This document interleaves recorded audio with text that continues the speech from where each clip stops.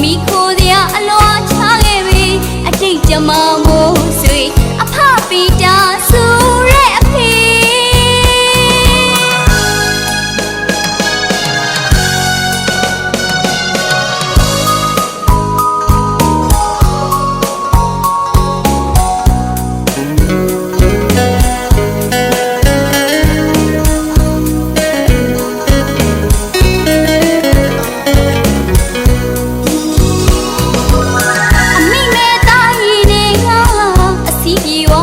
စကားရှိပေမြစ်တာတွေပြင်းရင်းမာလို့အမစုကမိသားစုကပါတစ်ဖန်တီးလူမငြိထွေးစရာသမီးလေးကိုစွန့်ခွာတော့ကြည်သာထာဝရမရှိပေမိခိုးစရာအလွာချခဲ့ပြီအတိတ်ကြမှာမို့ဆွေအဖပီတာဆိုတဲ့အဖေ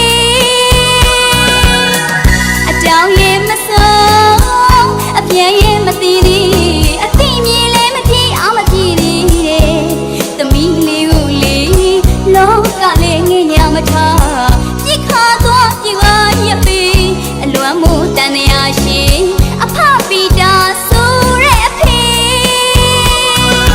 ဖေဖေမြတ်တာမရခဲ့ပေမဲ့ဖေဖေကျင်နာမကြုံမှုခဲ့တော့သမီးရမညိုလေးလျက်ပါဖေ